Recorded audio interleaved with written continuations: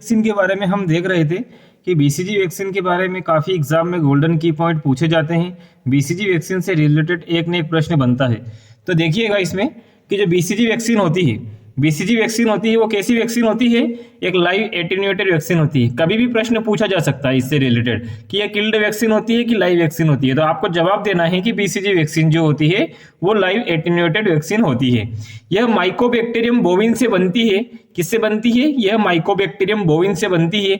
यह किसके फॉर्मेशन का फॉर्मूला होता है, ये कभी पूछा नहीं गया, लेकिन आपको याद रखने के लिए ये चीज बनाई, याद रखना ही है ना कि ये माइकोबैक्टीरियम बोविन से बनती है। इसका स्ट्रेन जो है कि डेनिश 1331 है। क्या है इसका स्ट्रेन? डेनिश 1331 है ना। अब आती है इंपॉर्टेंट बात कि इसकी डोज होती है। इसकी जो डोज होती है वो एट बर्थ होती है 0.05 ml। एट बर्थ कितनी होती है? 0.05 ml। लेकिन अगर इसको 6 वीक्स पे लगा रहे हैं, अगर इसको 6 वीक्स पे लगा रहे हैं तो इसको हम 0.1 ml लगाएंगे, 0.1 ml लगाएंगे। आपसे यहाँ पे प्रायोरिटी बेस्ड प्रश्न पूछा जाएगा कि कोई बच्चा आ रहा है 6 महीने पर बीसीजी वैक्सीन लगाने के लिए आ रहा है, तो आप 6 महीने पर कितनी डोज दोगे? आपसे प्रायोरिटी बेस्ड क्वेश्चन पूछा जा सकता है। तो इसमें आपका जवाब होना चाहिए कि 0.1 ml देंगे। लेकिन वहीं 8 बर्थ की बात करें तो 0.05 ml देंगे, है ना। बात करते हैं कि अगर 1.5 साल का बच्चा है तो क्या उसको बीसीजी वैक्सीन लगाएंगे? अगर 1.5 साल का बच्चा है तो उसको बीसीजी वैक्सीन नहीं लगाएंगे, इसलिए इसको मैक्सिमम 1 साल तक लगा सकते हैं। कब तक लगा सकते हैं? मैक्सिमम इसको 1 साल तक लगा सकते हैं, हमेशा याद रखिएगा, है ना। और 1 साल पे इसकी डोज क्या होगी? 1 साल पे लगा रहे हैं तो 1 साल पे इसकी डोज होगी 0.1 ml। कितनी होगी? 0.1 ml होगी, है ना। अगर वहीं पर हम इसके रूट की बात करें, अगर इसके रूट की बात करें तो इसका जो रूट होगा वो कैसा होगा? इंट्राडर्मल होगा। इंट्राडर्मल में हमेशा 15 डिग्री एंगल पे लगाते हैं और लेफ्ट अपर आर्म पे लगाते हैं। क्लियर है? कैसे लगाते हैं? लेफ्ट अपर आर्म पे लगाते हैं, है ना। लेफ्ट अपर आर्म पे लगाने का कोई ऐसा मकसद नहीं है कि लेफ्ट पे क्यों लगाते हैं, राइट पे क्यों लगाते हैं। ये कि WHO ने गाइडलाइन बनाई गई है, कभी भी बीसीजी के टीके को वेरिफिकेशन करेंगे हम तो हमेशा लेफ्ट अपर आर्म के ऊपर ही करेंगे, है ना। बीसीजी वैक्सीन एक लाइफलाइज्ड वैक्सीन होती है। लाइफलाइज्ड का मतलब क्या होता है कि ये पाउडर फॉर्म के अंदर होती है। कैसी होती है? पाउडर फॉर्म के अंदर होती है। भाई पाउडर फॉर्म में होती है, इसका मतलब इसको घोलने की आवश्यकता होगी। तो इसको घोलने के लिए क्या करते हैं? Reconstitute in normal saline. Normal saline के अंदर इसको रिकॉन्स्टिट्यूट करते हैं, है ना। मैं चाहता हूं कि आगे बढ़ने से पहले प्लीज एक बार आप वीडियो को लाइक और चैनल को सब्सक्राइब कर दीजिए, ताकि आपको ऐसे ही इजी नोट्स के साथ मैं आगे पढ़ा सकूं। आपके एक लाइक करने से और चैनल को सब्सक्राइब करने से मुझे एक मोटिवेशन मिलता है। तो प्लीज मेरा वो मोटिवेशन बनाए रखिए और चैनल को सब्सक्राइब कीजिए। हमने बीसीजी वैक्सीन को रिकॉन्स्टिट्यूट कर लिया, है ना। अब रिकॉन्स्टिट्यूट करने के बाद क्या करेंगे हम? विद इन 4 आवर के अंदर इसको इस्तेमाल में लेंगे। अगर 4 आवर से ज्यादा हो गया तो इसको डिस्कार्डेड कर दिया जाएगा। यहां से एक क्वेश्चन बना था एक बार एम्स के अंदर कि यदि 4 घंटे के भीतर इस यूज नहीं किया, if don't use within 4 hour, यदि 4 घंटे के अंदर इसको इस्तेमाल में नहीं लिया गया तो इसके बाद क्या करेंगे हम? तो इसके बाद जो है कि इट शुड बी डिस्कार्डेड। क्या किया जाएगा? It should be discarded. Clear है? बीसीजी वैक्सीन जो है कि एक्स्ट्रा पल्मोनरी टीबी से प्रिवेंट करती है। किससे करती है? एक्स्ट्रा पल्मोनरी टीबी से प्रिवेंट करती है ना। वेरी वेरी इंपॉर्टेंट, याद रखिएगा। आगे देखते हैं इसमें बीसीजी वैक्सीन जो होती है वो लेप्रोसी को भी 20 से 40% प्रिवेंट करती है। ऐसा क्यों भाई? वैक्सीन तो टीबी की एपी लेप्रोसी से क्यों कर रही है? तो क्योंकि टीबी और लेप्रोसी दोनों का बैक्टीरिया सेम कैटेगरी का होता है। कैसा होता है? दोनों का बैक्टीरिया सेम कैटेगरी का होता है। हमने बीसीजी वैक्सीन लगा दी। अब हम बीसीजी वैक्सीन लगाने के बाद जो बॉडी के अंदर चेंजेस आते हैं उनके बारे में बात करेंगे। चेंजेस के बारे में बात करने से पहले मैं चाहता हूं प्लीज एक बार आप चैनल को सब्सक्राइब कर दीजिए और वीडियो को लाइक कर दीजिए, क्योंकि आपके एक लाइक से हमें बहुत ज्यादा मोटिवेशन मिलता है। तो चलिए चेंजेस की बात करें इसमें।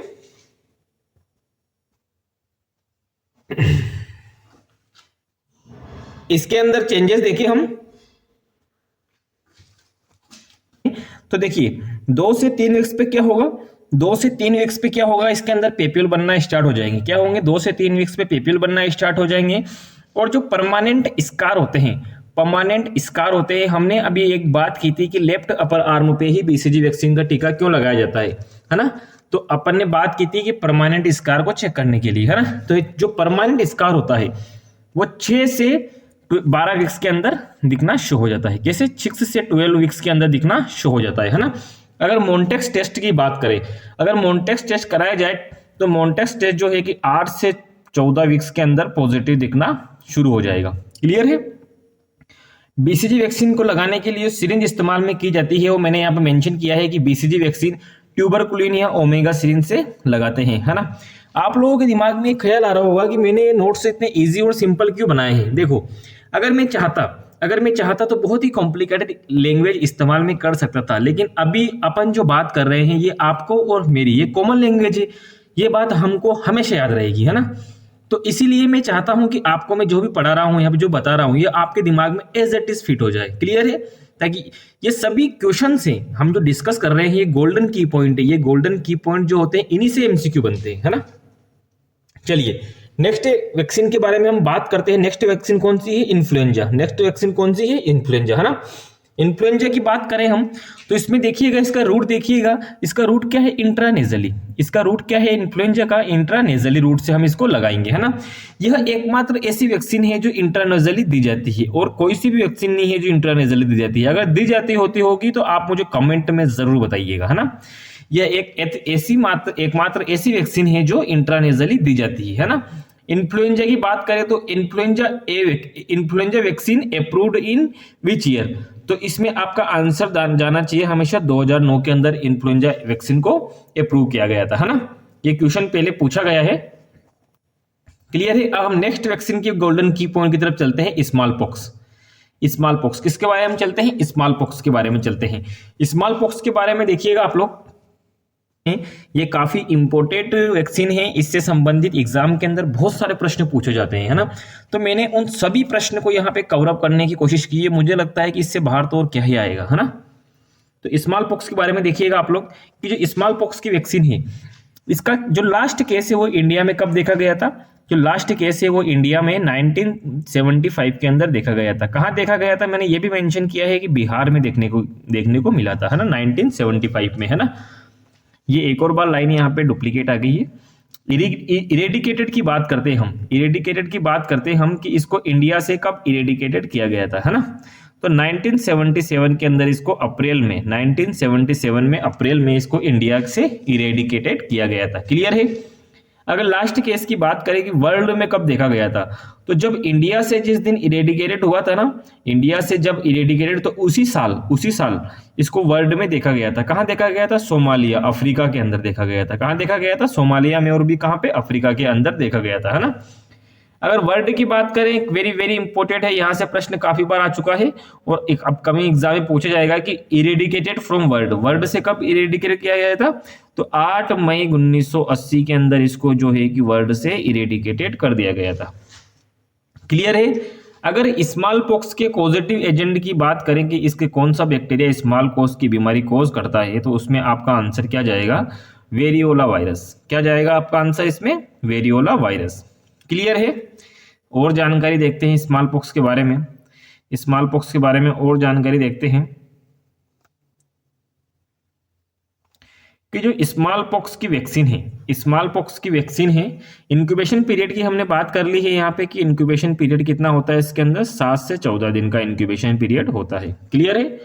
स्मॉल पॉक्स की वैक्सीन की बात करें तो स्मॉल पॉक्स की जो वैक्सीन होती है ये 1976 में एडवर्ड जेनर भाई साहब के द्वारा बनाई गई थी। किसके द्वारा बनाई गई थी? एडवर्ड जेनर भाई साहब के द्वारा बनाई गई थी। एडवर्ड जेनर भाई साहब से एक चीज हमेशा याद रखिएगा कि इनको क्या बोलते हैं? फादर ऑफ वैक्सीनेशन बोलते हैं, है ना। ये चीज हमेशा याद रखिएगा कि एडवर्ड जेनर भाई साहब को क्या बोलते हैं? फादर ऑफ वैक्सीनेशन बोलते हैं, है ना। स्मॉल पॉक्स संबंधित एक प्रश्न और यह बनता है कि फर्स्ट वैक्सीन कौन सी थी? तो फर्स्ट वैक्सीन भी स्मॉल पॉक्स वैक्सीन ही थी, है ना। ये चीज हमेशा याद रखिएगा आप लोग। क्लियर है? चलिए नेक्स्ट देखते हैं हम मीजल्स के बारे में। नेक्स्ट इसके बारे में देखेंगे हम, मीजल्स के बारे में देखते हैं। क्लियर है? मीजल्स भी काफी इंपॉर्टेंट है, इससे संबंधित काफी एग्जाम में काफी बार प्रश्न पूछा गया है। तो मीजल्स के बारे में देखिएगा कि ये कैसी होती है? लाइव वैक्सीन होती है। एक होती है किल्ड वैक्सीन, एक होती है लाइव वैक्सीन, है ना। लाइव वैक्सीन के अंदर क्या होता है कि बैक्टीरिया की पैथोजेनिसिटी करने की जो क्षमता होती है उसको डिक्रीज कर दी जाती है और बैक्टीरिया कैसा होता है? लाइव होता है ना। बीमारी पैदा करने की क्षमता को मार दो और लाइव बैक्टीरिया को बॉडी के अंदर डाल दो, ताकि इम्यूनिटी प्रोड्यूस हो जाएगी। क्लियर है। अगर इसके डोज की बात करें तो मीजल्स की, तो इसको क्या है कि 0.5 ml लगाएंगे। अगर रूट को तो सबक्यूटेनियस। यहाँ पे एक ट्रिक याद रखिएगा, मीजल्स को क्या करनी है MSC, मीजल्स को क्या करनी है MSC, है ना, मीजल्स को MSC करनी है। एम से याद रखिएगा यहाँ पे मीजल्स, और SC से याद रखिएगा कि कुछ सबक्यूटेनियस रूट से हम लगाएंगे। क्लियर है। इसको कब एडमिनिस्टर करते हैं, तो इसको 9 मंथ पे एडमिनिस्टर करते हैं, है ना। और अगर दो वैक्सीन के बीच में कितना गैप रखेंगे, एक तो बूस्टर और 9 मंथ पे लगाएंगे, तो बूस्टर के दोनों के बीच में कितना 6 मंथ का गैप रखेंगे, है ना। क्लियर है। दो वैक्सीन के बीच में कितना गैप रखेंगे, तो 6 वीक्स का इसमें गैप रखेंगे। क्लियर है। अब हम नेक्स्ट वैक्सीन के बारे में चलते हैं, DPT वैक्सीन के बारे में। किसके बारे में डिस्कस करेंगे अपन, DPT वैक्सीन के बारे में, है ना। DPT वैक्सीन काफी इंपॉर्टेंट वैक्सीन है, इससे संबंधित एग्जाम में काफी बार क्वेश्चन पूछा गया है।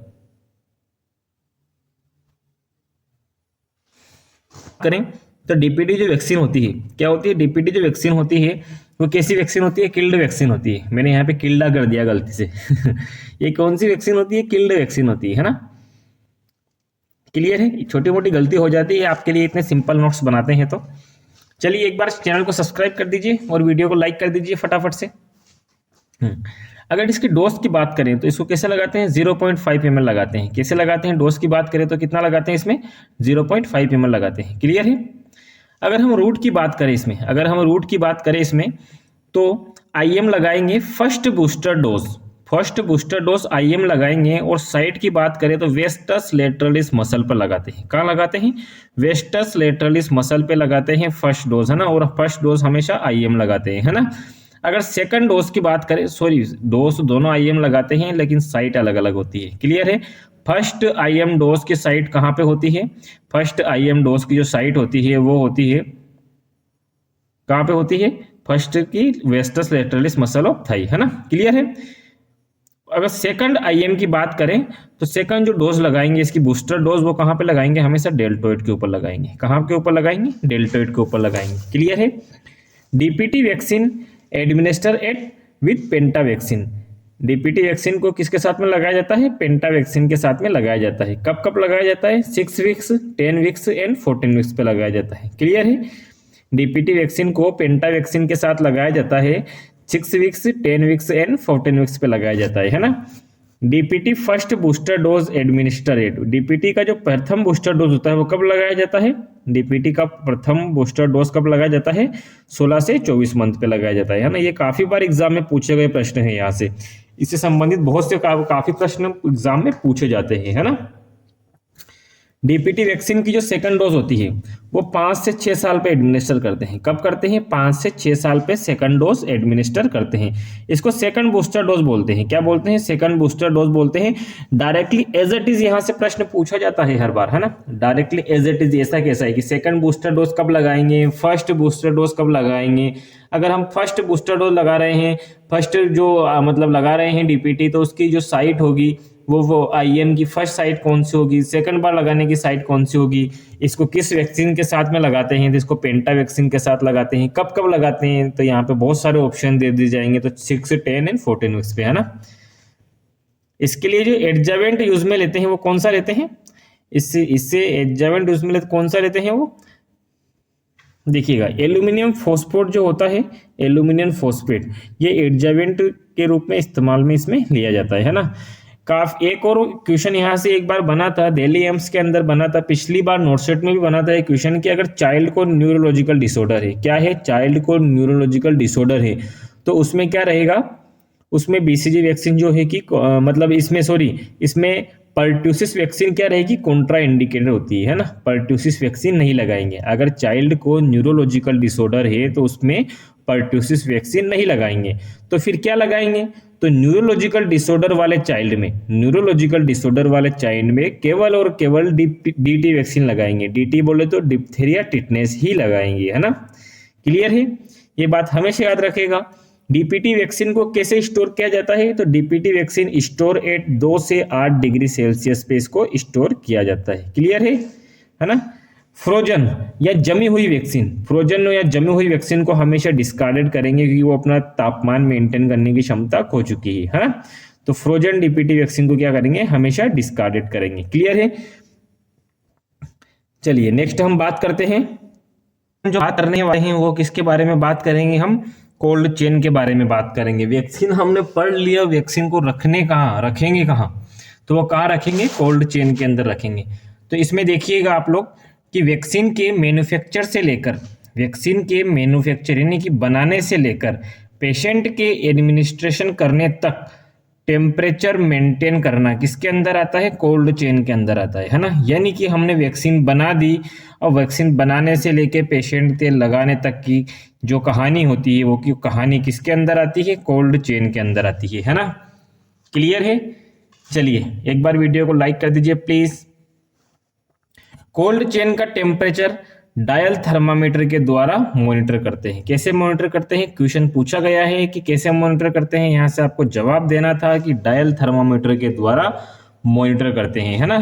एवं मेंटेन किससे करते हैं, तो आइसलैंड रिफ्रिजरेटर, क्या आइसलैंड रिफ्रिजरेटर से मेंटेन करते हैं। क्लियर है। हम बात करते हैं अलग अलग जगह पे, डिवीजन पे, डिस्ट्रिक्ट पे, सीएचसी पे, पीएचसी पे, सब सेंटर पे बात करेंगे कि यहाँ पे वैक्सीन के स्टोरेज की, ट्रांसपोर्टेशन की क्या कहानी होती है और यहाँ से क्या एमसीक्यू बनते हैं, है ना।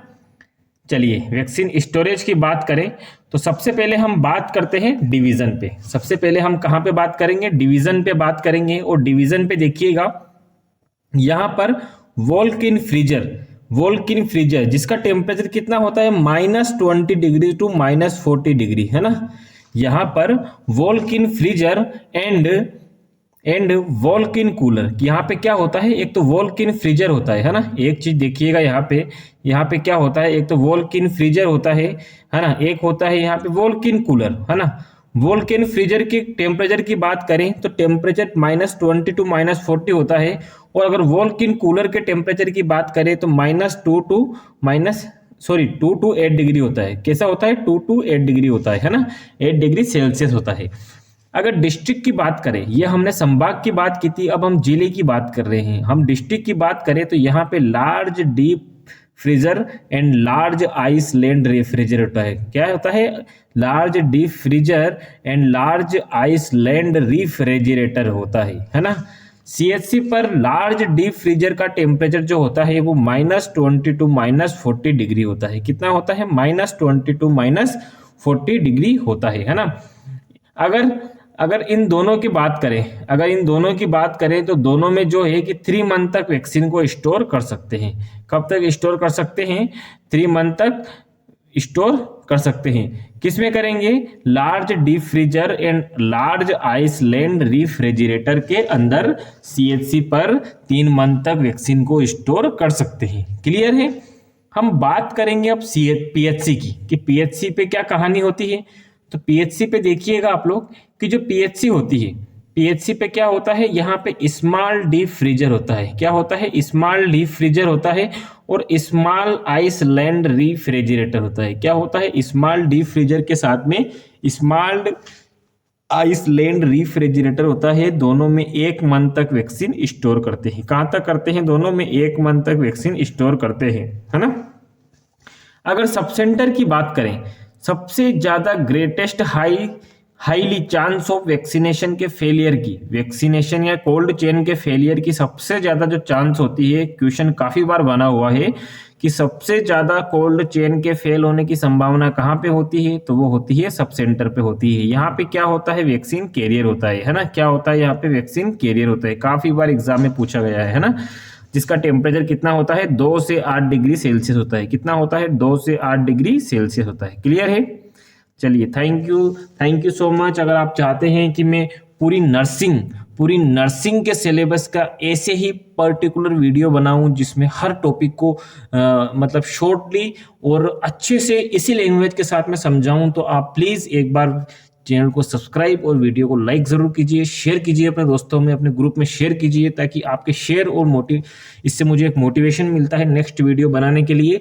और मैं यूट्यूब पे एक फ्रीली सीरीज स्टार्ट कर रहा हूं, जिस सीरीज के अंदर आपको अलग अलग सब्जेक्ट की अलग अलग प्लेलिस्ट मिलेगी और सभी के ऐसे ही सिंपल पीडीएफ्स नोट्स मिलेंगे और मतलब सभी चीज़ें आपको वहाँ पे अवेलेबल रहेगी। क्लियर है। Thank you.